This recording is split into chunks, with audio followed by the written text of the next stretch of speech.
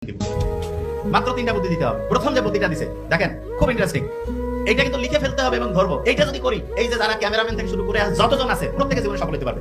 লিখিত গ্যারান্টেড। 3000 বছর আগে আসছে এবং আমি কয়েক হাজার বই পড়ে যেটা বুঝছি, আলহামদুলিল্লাহ আমি মিলাই দেখাই দেবো এখনই আপনাকে।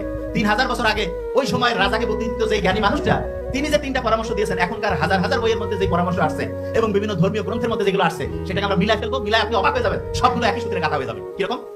প্রথম উনি যে কথাটা বলছে, প্রথম যে তোমরা তো তিনটা কাজ করবা, তার আগে তোমাদের তিনটা শর্ত আছে। তার মানে ফর্মুলাটা সব তিন দিয়ে আছে। তিনটা বুদ্ধি চাইছে, ইনি বলছে তিনটা শর্ত আর তিনটা কাজ। খুব কঠিন, ঘুমাচ্ছে একজন মিডল ওয়ান।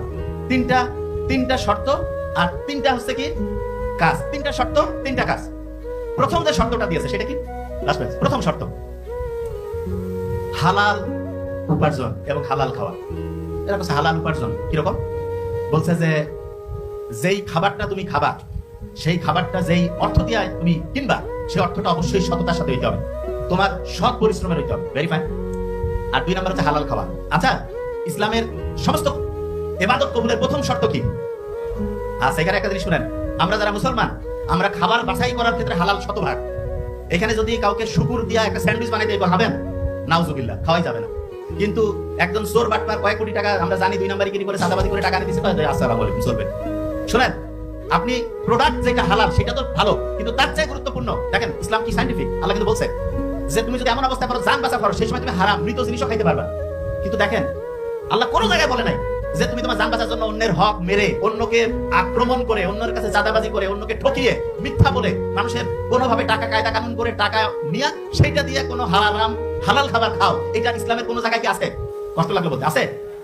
তাইলে হালাল খাবার, ধরেন একজন শুকরের মাংস খাচ্ছে, যতটা হারাম, আপনি হারাম টাকা দিয়ে যদি হালাল খাবার খান, এটাও কিন্তু হারাম। কি বুঝতেছেন আমার কথা? তাইলে এখন চিন্তা করেন তো, শুকরের মাংস খেয়ে হারাম হইলো, আর আপনি ইনকাম করলেন হারাম, গরুর গোশত খান, খাসির গোশত খান, আপনার কি ইবাদত কবুলের প্রথম যে শর্ত সেটা কি পূরণ হবে কি হবে না?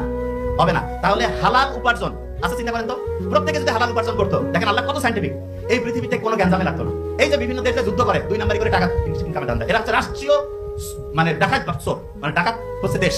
এরা যে বিভিন্ন দেশ আক্রমণ করে, কারণটা কি? ওই দেশের সম্পদটা হচ্ছে চাঁদাবাজি করে, মরে মরে যে চাঁদাবাজ, এদের ক্ষমতা একটু, ওদের ইন্টারন্যাশনাল পাওয়ার বিভিন্ন দেশে যায়। দেখেন আপনি চিন্তা করেন, আমেরিকা, ইউরোপ, বিভিন্ন যে দেশ আছে, এরা বিভিন্ন দেশের যে জিনিস চুরি করে, ডাকাতি করে, তার মানে ওই দেশের যে সত্যিকারের যে অর্থনীতিটা, এটা কি সৎভাবে ইনকামের নাকি চুরির টাকা, ডাকাতির টাকা, চুরির টাকা? তাইলে ওদের রাষ্ট্রীয় যে অর্থনীতিটা, এটা কি চোর ডাকাতের অর্থনীতি না ভালো লোকের? বিশ্বাস হচ্ছে না? সত্যি কথা বলছি। আর আপনি বিদেশিদের ভালো কিছু আছে, কিন্তু খারাপটা চিন্তা করেন কত খারাপ, আন্তর্জাতিক ভাবে খারাপ। ওরা গোটা রাষ্ট্রটাই হচ্ছে চুরি বাটপারের উপরে টিকে আছে। তাইলে হালাল উপার্জন যদি না হয়, ওই গরু খাসি খায় কোনো কাম নাই, কারণ টাকাটাই তো হারাম। তাইলে কোনো লাভ আছে? কোনো লাভ নাই। তাহলে এটা 1 নাম্বার। এবং হারাম যে খাবে তার রুহুর যে শক্তি, আত্মা,